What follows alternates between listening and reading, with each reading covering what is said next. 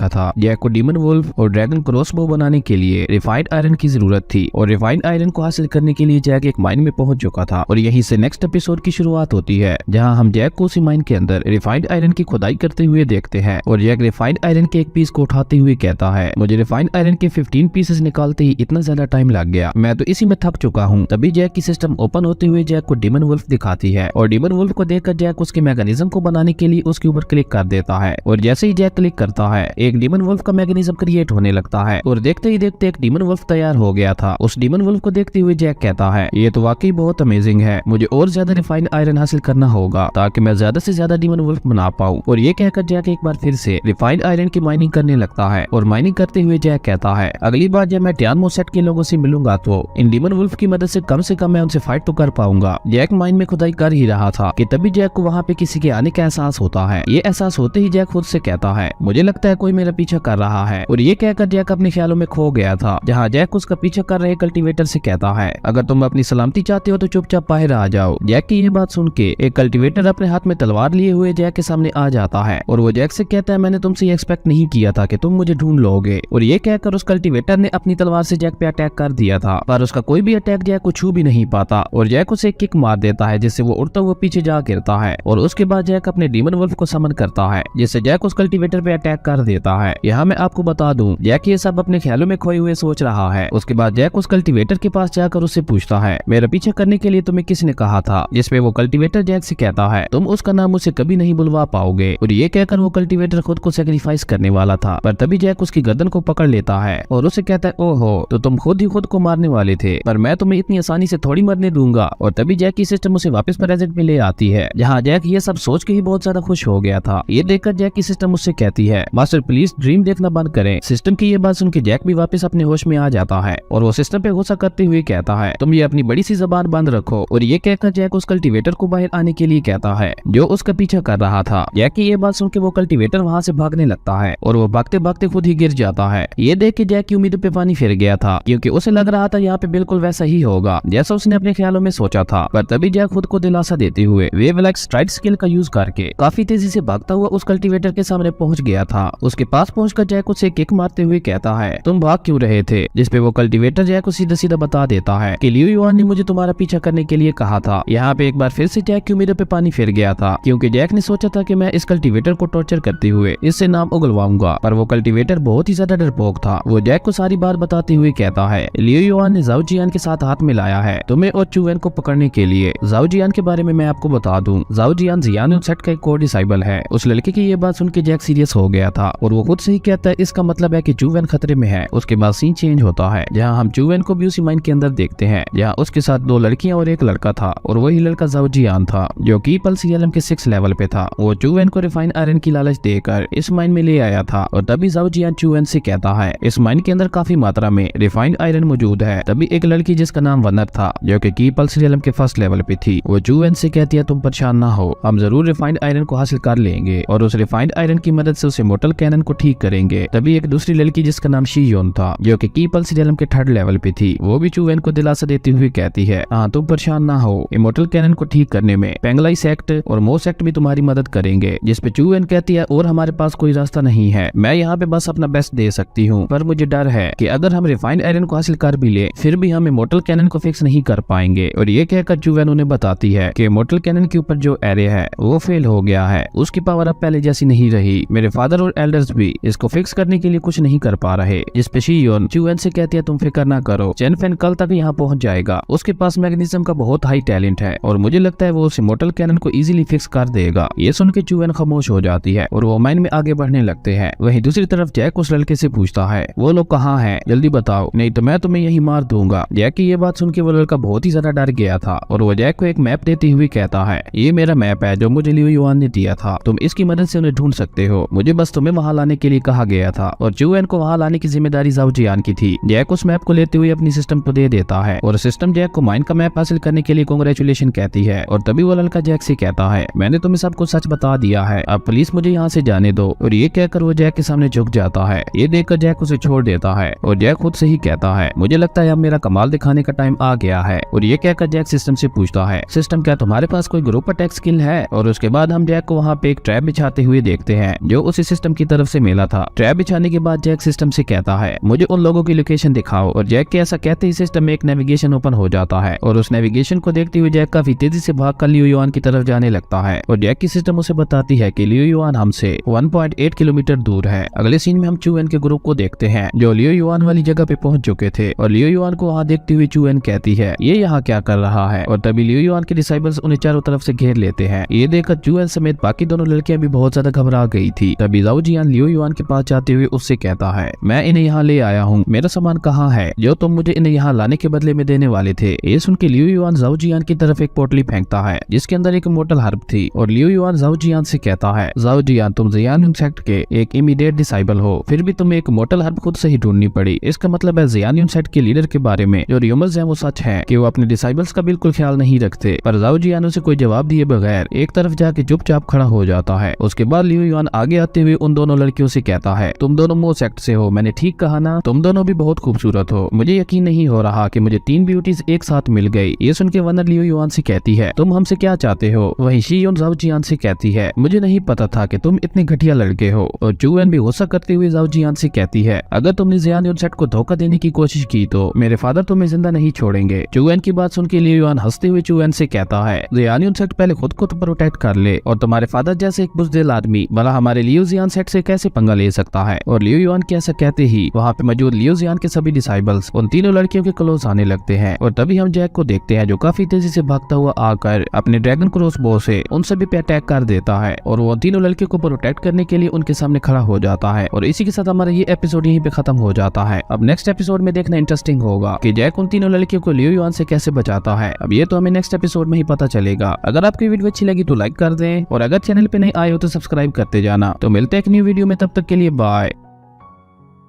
Hello दोस्तों, welcome back to our channel. तो जैसा कि हमने पिछले एपिसोड में देखा था लियो युआन और उसके साथियों ने मिस चूएन और उसके साथ आई हुई 2 लड़कियों को घेर लिया था, पर तभी वहां पे शेन आकर अपनी ड्रैगन क्रॉस बो से लियो युआन और उसके साथियों पे अटैक कर देता है। और यहीं से नेक्स्ट एपिसोड की शुरुआत होती है जहाँ लियो युआन के सभी साथी जैक के अटैक की वजह से नीचे जमीन पे गिरे हुए थे। ये देखकर जैक अपनी ड्रैगन क्रॉस बो को देखते हुए कहता है ये तो वाकई कमाल का वेपन है। और ये कहकर जैक अपनी ड्रैगन क्रॉस बो से लियो युआन पे अटैक करते हुए कहता है मैं अब तुमसे और ज्यादा खेलना नहीं चाहता। और लियो युआन पे अटैक करके जैक तीनों लड़कियों को लेकर वहां से भागने लगता है। ये देखकर लियो युआन को बहुत ही ज्यादा गुस्सा आता है और वो अपने साथियों को जैक को पकड़ने के लिए कहता है। ये सुन के लियो युआन के सभी साथी जैक का पीछा करने लगते हैं। तभी लियो युआन जाओ जियान की तरफ जाते हुए उससे कहता है अगर ये मैटर बाहर निकल गया तो हम दोनों बहुत बड़ी मुसीबत में फंस जाएंगे। ये सुन के जाओ जियान लियो युआन से कहता है मैं उन दोनों को तुम्हारे लिए पकड़ लाऊंगा, पर उसके बदले तुम्हें मुझे एक 300 ईयर्स ओल्ड इमोर्टल हर्ब देनी होगी। ये सुन के लियो युआन भी इसके लिए मान जाता है। डील डन होने के बाद वो दोनों भी जैक और मिस चूएन के पीछे चले जाते हैं। अगले सीन में हम जैक, मिस चूएन और उन दोनों लड़कियों को भागते हुए देखते हैं जहाँ लियो युआन के साथी उनका पीछा कर रहे थे। तभी जैक एक बार फिर से अपनी ड्रैगन क्रॉसबो से उन पे अटैक कर देता है, जिससे थोड़ी देर के लिए वो वहीं रुक जाते हैं। पर तभी भागते भागते मिस चूएन का पाँव एक पत्थर से टकरा जाता है, जिसकी वजह से वो नीचे गिरने ही वाली थी कि तभी जैक जाकर उसे पकड़ लेता है। उसके बाद जैक चूएन को अपनी गोद में उठाकर भागने लगता है और वो भागते हुए उन दोनों लड़कियों से कहता है जल्दी जल्दी भागो यहाँ से, क्योंकि मेरे ड्रैगन क्रॉसबो की तीर खत्म हो गए हैं। वहीं लियो युआन अपने साथियों से कहता है जल्दी से इन लोगों को पकड़ो, वरना मैं तुम में से किसी को भी जिंदा नहीं छोड़ूंगा। उसके बाद हम जैक और उन तीनों लड़कियों को देखते हैं जो लियो युआन और उसके साथियों को चकमा देकर एक सेफ जगह पे पहुंच चुके थे। वहां पहुंच के जैक मिस चूएन को नीचे एक पत्थर पे बिठा देता है और जैक अपनी कमर पकड़ते हुए कहता है ओह नो, मेरी तो कमर ही टूट गई। चूएन तुम क्या खाती हो, तुम इतनी ज्यादा भारी क्यों हो। ये सुन के चूएन जैक को डांटते हुए कहती है अपनी बकवास बंद करो। तभी शी यून जैक से कहती है लियो युआन और उसके साथी कभी भी हम तक पहुंच जाएंगे, इसलिए हम ज्यादा देर यहाँ नहीं रुक सकते, हमें जल्द से जल्द यहाँ से निकलना होगा। ये सुन के चूएन कहती है ये सब मेरी गलती है, अगर मेरे पाँव में चोट ना आई होती तो हमें यहाँ नहीं रुकना पड़ता। तभी जैक की सिस्टम ओपन होते हुए जैक से कहती है मास्टर, आपको अपना टास्क याद है जिसमें आपको मिस चूएन के साथ हुई सारी प्रॉब्लम्स को खत्म करना था, और मेरे ख्याल से ये बिल्कुल सही मौका है ये टास्क पूरा करने के लिए। जिसपे जैक अपनी सिस्टम से कहता है क्या तुम 1 मिनट रुकोगी, मुझे कुछ सोचने तो दो। पर तभी वो सिस्टम जैक से कहती है मैं आपको एंसेस्टर की एक सीक्रेट टेक्निक सिखा सकती हूँ जिससे आप पाँव में लगी चोटों को इजीली ठीक कर सकते हैं। इस सीक्रेट टेक्निक की ओरिजिनल प्राइस 300 पॉइंट्स है, पर अगर आप मेरी बात मानकर ये टास्क पूरा करने का प्रॉमिस करते हैं तो आपको मैं ये सीक्रेट टेक्निक से 30 पॉइंट्स में दे दूंगी। और ये कहकर सिस्टम की नौटंकी एक बार फिर से शुरू हो जाती है और वो बार बार अनाउंसमेंट करने लगती है कि ये ऑफर कुछ ही समय के लिए है, इसलिए जल्द से जल्द इस ऑफर से फायदा उठाएं। अब पता नहीं सिस्टम ये क्यों चाहती है कि जैक और चू एन के दरमियान सब कुछ ठीक हो जाए। क्या सिस्टम जैक और चू एन को आपस में मिलाना चाहती है? ये तो अब हमें आने वाले एपिसोड्स में ही पता चलेगा। सिस्टम की ये ऑफर सुन के जैक कहता है इस स्टूपिड टेक्निक की प्राइस 30 पॉइंट्स है, तुम तो मुझे लूट रही हो। ये टेक्निक अपनी प्राइस के हिसाब से बिल्कुल भी अच्छी नहीं है, पर जैक को समझ आ गई थी कि सीक्रेट टेक्निक को सीखने के अलावा उसके पास और कोई भी रास्ता नहीं है, इसलिए जैक उस सीक्रेट टेक्निक को सिस्टम से बाय करते हुए सीख लेता है। और उसके बाद जैक चू एन के पास जाकर उसका पाँव पकड़ लेता है। ये देखकर चू एन जैक से कहती है ये तुम क्या कर रहे हो, जिसमें जैक उस सीक्रेट टेक्निक का यूज करते हुए चू एन के पाँव पे मसाज करने लगता है और चू एन से कहता है चू एन तुम्हारा पाँव बहुत बुरी तरह से इंजर्ड हो चुका है और अगर मैं तुम्हारी हेल्प नहीं करूंगा तो फिर भला तुम कैसे भागोगी, और अब तो मुझ में भी इतनी हिम्मत नहीं है कि मैं दोबारा तुम्हें उठाकर भाग पाऊं। जैक की ये बात सुन के चू एन दिल ही दिल में जैक से बहुत ज्यादा इंप्रेस हो गई थी और ये देखकर शी यून और वनर भी स्माइल करने लगती है। लेकिन तभी लियू युआन के साथी वहाँ पहुंच चुके थे और वो भागकर जैक के ग्रुप के पास आने लगते हैं। ये देखकर शी यून कहती है वो लोग तो यहाँ पहुँच जाए। तभी वनर चू एन से कहती है चू एन अब हम क्या करें। ये सुन के चू एन जैक से कहती है जैक तुम लोग मुझे यहीं अकेला छोड़कर जल्दी से यहाँ से भाग जाओ, वरना मेरे साथ साथ तुम लोग भी मुसीबत में पड़ जाओगे। पर जैक चू एन की बात को इग्नोर करते हुए उसके पाँव पे मसाज करता रहता है। वहीं लियू युआन के साथी उनके बहुत ही ज्यादा करीब पहुंच चुके थे और तभी लियू युआन जैक से कहता है जैक अब तुम लोग यहाँ से बच के कहाँ जाओगे। और ये कहकर लियू युआन काफी तेजी से भागकर जैक की तरफ आने लगता है। ये देखकर शी यून और वनर दोनों बहुत ही ज्यादा डर गई थी, पर जैसे ही लियू युआन और उसके साथी जैक के ग्रुप के करीब पहुंचते हैं तो वो सभी एक फॉर्मेशन में फंस जाते हैं। ये देखकर जैक स्माइल करते हुए कहता है मैं कब से इसी का तो इंतजार कर रहा था। और तभी वो फॉर्मेशन एक्टिवेट हो गई थी जिसकी वजह से उसमें एक बहुत बड़ा ब्लास्ट होता है और लियू युआन के साथ साथ उसके सभी साथी उस ब्लास्ट की चपेट में आ जाते हैं और वो सभी इधर उधर जाके गिरते हैं। उस फॉर्मेशन को देखकर शी यून समझ जाती है कि ये सारा जैक का ही प्लान था और वो स्माइल करते हुए जैक से कहती है जैक ये ट्रैप तुमने ही बिछाया था ना इन सबको अपने जाल में फंसाने के लिए। तो मैं आपको बता दूं ये सारा जैक का ही प्लान था, जैसा कि हमने पिछले एपिसोड में देखा था जहाँ जैक अपनी सिस्टम से ग्रुप अटैक स्किल के बारे में पूछ रहा था, जिसपे जैक की सिस्टम उसे बताती है कि मैं आपको सजेस्ट करती हूँ फ्लेम इंजेक्शन फॉर्मेशन का यूज करें और फ्लेम इंजेक्शन ट्रैप फॉर्मेशन को बनाने के लिए रिफाइंड आयरन के एक पीस की जरूरत पड़ेगी और उसी के साथ ये फॉर्मेशन सिर्फ की पल्स रियलम के कल्टीवेटर्स पे ही काम करेगी। सिस्टम की ये बात सुन के जैक बहुत ही ज्यादा खुश हो गया था और वो खुद से ही कहता है मैं ऐसी ही कोई स्किल तो ढूंढ रहा था। और उसके बाद हम जैक को देखते हैं जो एक जगह पे बैठकर वही ट्रैप फॉर्मेशन बिछा रहा था और उसके बाद हम प्रेजेंट का सीन देखते हैं जहाँ उस ट्रैप फॉर्मेशन में अभी भी एक के बाद एक कई सारे ब्लास्ट हो रहे थे। ये फॉर्मेशन वाकई बहुत ज्यादा पावरफुल थी। उसके बाद हम लियू युआन और उसके साथियों को देखते हैं जो इधर उधर पड़े हुए थे और उनकी हालत बहुत ही ज्यादा खराब थी। अब ये सारा सीन देखकर शी यून जैक का सारा प्लान समझ गई थी और वो जैक से कहती है तो तुम जानबूझ के यहाँ रुके थे ताकि लियू युआन और उसके सभी साथी तुम्हारी ट्रैप फॉर्मेशन में फंस जाए। और ये सुन के वनर भी जैक की तारीफ करते हुए उससे कहती है मिस्टर जैक आप तो वाकई बहुत ज्यादा टैलेंटेड हो। वहीं ये सारी बात सुन के चू एन भी अपने मन में सोचती है कि मैंने आज तक कभी भी जैक के साथ अच्छी तरह से बिहेव नहीं किया, पर इसने फिर भी मेरी पिछली सारी गलती को माफ करते हुए ये मेरी जान बचाने के लिए यहाँ आया। ये वाकई दिल का बहुत अच्छा लड़का है। और ये कहकर चू एन जैक से कहती है जैक मुझे माफ कर दो, मैं तुम्हें गलत समझ बैठी थी। और चू एन की ये बात सुनते ही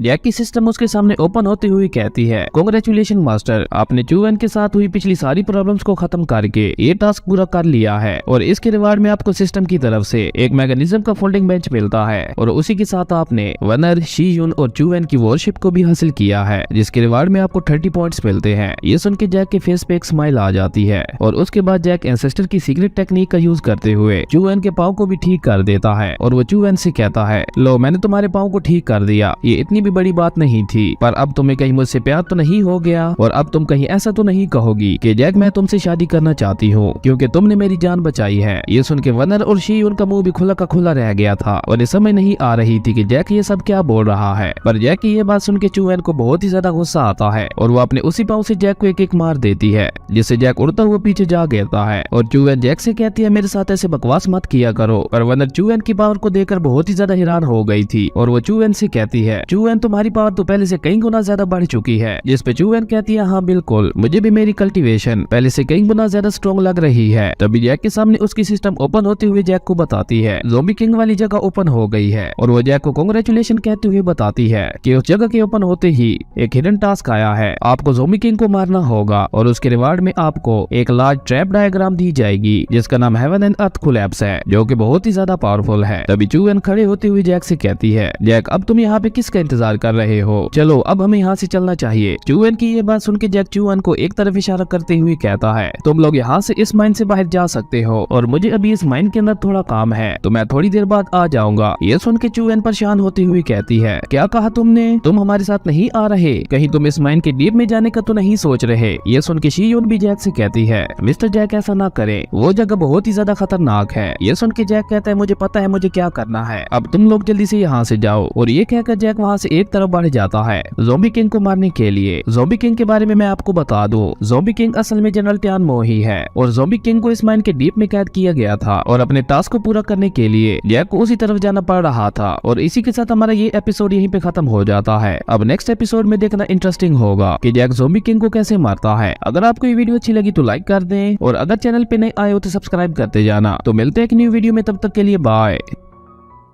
हेलो दोस्तों, welcome back to our channel. तो जैसा कि हमने पिछले एपिसोड में देखा था, जैक मिस चूएन और उसके साथ आई हुई दोनों लड़कियों को उस माइन से बाहर भेज देता है और जैक खुद ज़ॉम्बी किंग को मारने के लिए डीप माइन की तरफ बढ़ जाता है। और यहीं से नेक्स्ट एपिसोड की शुरुआत होती है, जहां जैक उस माइन में आगे बढ़ता जा रहा था और चलते चलते जैक अपनी सिस्टम से कहता है, क्या तुम पागल हो गई हो, तुम इतनी देर से मुझे चलाई जा रही हो पर अभी तक तुम्हें ज़ॉम्बी किंग नहीं मिला। जिसपे जैक की सिस्टम उसे बताती है कि यहाँ पे सिग्नल बहुत ज्यादा वीक है, इसलिए आप किसी ओपन एरिया में जाएं, तभी मैं कुछ कर पाऊंगी। सिस्टम की ये बात सुन के जैक किसी ओपन एरिया को ढूंढने के लिए एक तरफ बढ़ जाता है और जैसे ही जैक थोड़ा आगे जाता है, उसे पीछे से किसी के आने की आहट महसूस होती है, पर जैक उसे अपना वहम समझकर वहां से आगे बढ़ने लगता है। पर तभी जमीन से कुछ ज़ॉम्बीज निकलते हैं जो जैक पे अटैक कर देते हैं। उन ज़ॉम्बीज को अपने सामने देखकर जैक काफी ज्यादा डर गया था और तभी जैक की सिस्टम ओपन होती है, जो खुद भी काफी ज्यादा डरी हुई थी। वो जैक से कहती है, मास्टर आप पीछे क्यों हट रहे हैं, क्या आप ये टास्क पूरा नहीं करना चाहते। सिस्टम की ये बात सुन के जैक सिस्टम से कहता है, जब से तुमने खुद को अपग्रेड किया है तुम कुछ ज्यादा ही नहीं बोलने लग गई, अगर तुम्हें इतना ही ज्यादा डर लग रहा है तो चली जाओ यहाँ से। ये सुन के जैक की सिस्टम उससे कहती है, मैं आपको सजेस्ट करती हूँ कि आप डीमन वुल्फ को समन करें। जिसपे जैक अपनी सिस्टम से कहता है, मुझे तुम्हारे सजेशन की कोई भी जरूरत नहीं है, मुझे पता है मुझे कब क्या करना है। और ये कहकर जैक वहाँ पे 2 डीमन वुल्फ को समन करता है और जैक उन डीमन वुल्फ की मदद से उन ज़ॉम्बीज पे अटैक कर देता है। अगले सीन में हम उसी सील को देखते हैं जहाँ ज़ॉम्बी किंग कैद था और तभी टियान मो सेक्ट के 2 एल्डर्स उस सील को तोड़ देते हैं। उस सील को तोड़कर वो दोनों एक गेट से होते हुए अंदर चले जाते हैं जहाँ ज़ॉम्बी किंग कैद था। वो जगह देखने में बहुत ही ज्यादा डरावनी थी। तभी टियान मो सेक्ट के एक एल्डर जिसका नाम एल्डर गोंग था, जो कि पल्स रियलम के लास्ट स्टेज पे था, वो जनरल टियान मो जो कि अब एक ज़ॉम्बी किंग था, वो उसे देखते हुए कहता है, मुझे यकीन नहीं हो रहा जनरल टियान मो पिछले कई सालों से यहाँ पे कैद है। उसके बाद हमें ज़ॉम्बी किंग को दिखाया जाता है जिसकी कल्टीवेशन लेवल 7 पल्स रियलम की थी और एल्डर गोंग ज़ॉम्बी किंग को देखते हुए कहता है, अभी तक जनरल टियान मो की कल्टीवेशन पहले की तरह ही है। ये सुन के टियान मो सेक्ट का लीडर आगे जाकर उस सील को देखते हुए कहता है, ये सील पिछले हजारों सालों से यहाँ पे लगी हुई है लेकिन आज भी ये पहले की तरह ही पावरफुल है। जिसपे एल्डर गोंग सेक्ट लीडर से कहता है, आपने बिल्कुल ठीक कहा, आज भी इस सील के डिफेंस को तोड़ना बहुत ही ज्यादा मुश्किल है। इवन बीस्ट किंग मर गया है लेकिन अभी भी इस सील की पावर बिल्कुल भी कम नहीं हुई और इस सील को तोड़े बगैर जनरल टियान मो को यहाँ से बाहर निकालने का और कोई भी रास्ता नहीं है। ये सुन के एल्डर गोंग कहता है, उन लोगों ने जनरल टियान मो को इस सील के अंदर कैद तो कर दिया था पर वो लोग ये नहीं जानते थे कि ज़ॉम्बी किंग बनने के बाद जनरल टियान मो ने एक कोर पर रिड्यूस की थी और वो कोर एक बहुत ही खास ट्रेजर है कल्टीवेशन को बढ़ाने के लिए, और अगर हमने उस कोर को हासिल कर लिया तो इस दुनिया पे एक बार फिर से टियान मो सेक्ट का राज होगा। ये सुन के सेक्ट लीडर एल्डर गोंग से कहता है, तुम जितना जल्दी हो सके उस कोर को हासिल करो और यहाँ से निकल जाओ। सेक्ट लीडर की ये बात सुन के एल्डर गोंग भी यहाँ में अपना सर हिलाता है। उसके बाद एल्डर गोंग एक स्टोन के ऊपर जाके खड़ा हो जाता है और वो अपना ऑरा रिलीज करते हुए एक बहुत ही पावरफुल अटैक उस सील पे करता है और एल्डर गोंग के इस अटैक की वजह से वो सील पूरी काली पड़ गई थी और उस सील का असर भी कुछ देर के लिए खत्म हो गया था। और वो सेक्ट लीडर को बताता है कि मैंने कुछ देर के लिए इस फॉर्मेशन की पावर को ब्लॉक कर दिया है पर मैं ऐसा सिर्फ थोड़ी देर तक ही कर सकता हूँ, आप जल्दी से जाकर ज़ॉम्बी किंग से वो कोर हासिल कर ले। ये सुन के सेक्ट लीडर ज़ॉम्बी किंग की कोर को ऑब्जर्व करने लगता है और ये देखकर एल्डर गोंग सेक्ट लीडर से कहता है, मास्टर आप होशियार रहना क्योंकि अगर एक बार ज़ॉम्बी किंग उठ गया तो जो भी उसके पास जाएगा वो उस पर अटैक कर देगा।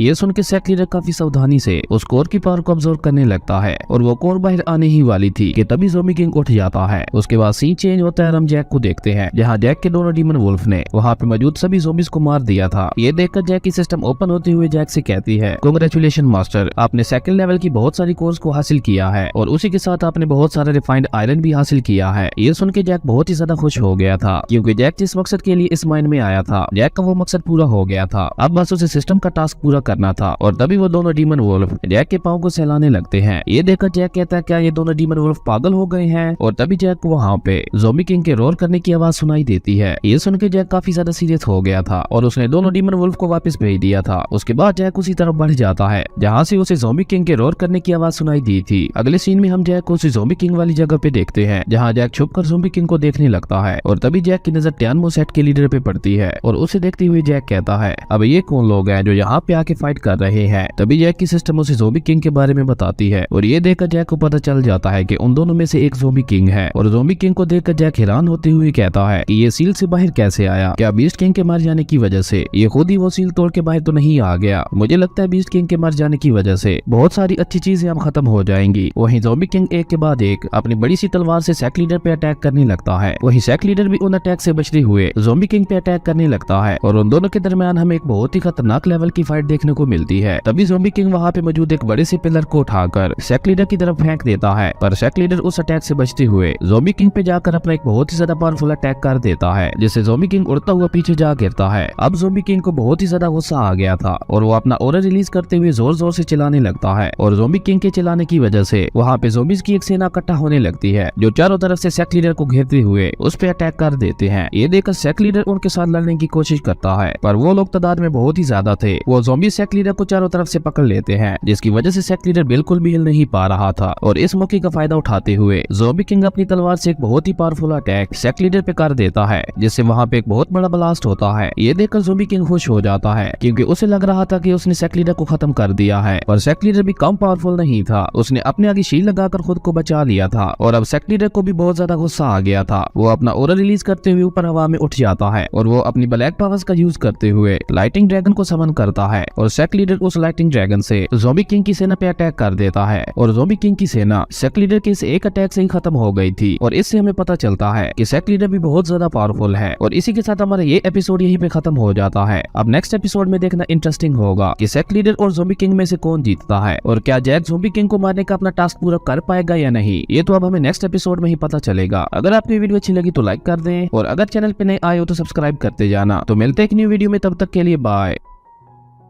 हेलो दोस्तों, welcome back to our channel. तो जैसा कि हमने पिछले एपिसोड में देखा था, सेक लीडर ने लाइटिंग ड्रैगन के सिर्फ एक अटैक से ही ज़ॉम्बी किंग और उसकी सेना को खत्म कर दिया था। और यहीं से नेक्स्ट एपिसोड की शुरुआत होती है, जहां सेक लीडर इतना ज्यादा पावरफुल अटैक करने की वजह से काफी ज्यादा कमजोर हो गया था। और तभी इस बात का फायदा उठा के एल्डर गोंग अपने ही सेक लीडर को धोखा देते हुए उस पर अटैक कर देता है, जिससे सेक लीडर के फेस पे लगा हुआ मास्क हट जाता है। और यहाँ हमें पता चलता है कि सेक लीडर एक आदमी नहीं बल्कि एक औरत थी, जिसका नाम गोंग वुजी था, जो कि हेवन पल्स रियलम में थी। ये देखकर एल्डर गोंग हंसते हुए कहता है, तो तुम एक औरत हो? मैंने ये कभी नहीं सोचा था कि हमारे सेट की लीडर एक औरत होगी। ये सुन के वुजी एल्डर गोंग को खुद से दूर करते हुए उससे कहती है, तुम्हारी हिम्मत कैसे हुई मुझ पे अटैक करने की? जिसपे एल्डर गोंग वुजी से कहता है, तुम्हें क्या लगता है मैं ये सब टियानमो सेट के लिए कर रहा था? नहीं, बल्कि मैं यहाँ पे ज़ॉम्बी किंग की कोर को हासिल करने के लिए आया था। और ये कहकर उसने वुजी को गले से पकड़कर ऊपर उठा लिया था, जिसपे वुजी एल्डर गोंग से कहती है, अगर तुमने मुझे हट करने की कोशिश की तो तुम सोच भी नहीं सकते तुम्हारा क्या हाल होगा। वहीं जैक ये सब जूस पीते हुए मजे से देख रहा था और वो कहता है, अगर अब मैंने कुछ नहीं किया तो ये आदमी इस लड़की को मार देगा। और ये कहकर जैक अपनी सिस्टम से पूछता है, क्या मैं डीमन वुल्फ का यूज करके इस आदमी को मार सकता हूँ? जिसपे सिस्टम जैक से कहती है, अगर आप ड्रैगन क्रॉसबो में बीस्ट को असेंबल करें तो फिर शायद आप जीत जाए। ये सुन के जैक अपनी सिस्टम से पूछता है कि मेरे जीतने के कितने चांसेस हैं? जिसपे सिस्टम जैक को बताती है कि आपके जीतने के चांसेस 0.01% हैं। सिस्टम की ये बात सुन के जैक सिस्टम से कहता है, तो तुम सीधा सीधा क्यों नहीं कह देती कि मैं उस आदमी से नहीं जीत सकता? वहीं एल्डर गोंग अब वुजी को मारने ही वाला था। ये देख के जैक अपनी ड्रैगन सोर्ड को बाहर निकालते हुए कहता है, नहीं, मैं बस यहाँ खड़ी रहकर उस लड़की को मरते हुए नहीं देख सकता। और ये कहकर जैक डीमन वुल्फ के साथ मिलकर एल्डर गोंग पे अटैक कर देता है। और ये देखकर एल्डर गोंग भी वुजी को छोड़ते हुए जैक पे अटैक कर देता है। और उन दोनों के दरमियान हमें एक बहुत ही खतरनाक लेवल की फाइट देखने को मिलती है। तभी एल्डर गोंग अपनी स्पीड का यूज करते हुए जैक को पीछे से एक काफी पावरफुल पंच मार देता है, जिससे जैक उड़ता हुआ खाई में गिरने लगता है। पर जैक ने वहाँ पे बने एक स्टोन को पकड़कर खुद खुद को बचा लिया था। ये देख के एल्डर गोंग एक बार फिर से जैक को मारने के लिए आगे बढ़ता है, पर तभी वूजी अपनी स्पिरिचुअल पावर का यूज करते हुए एल्डर गोंग को एक स्पिरिचुअल रोब में जगड़ लेती है और इसका फायदा उठा के जैक काफी तेजी से मूव करते हुए अपनी ड्रैगन क्रॉस बो में बीस्ट कोर को असेंबल करके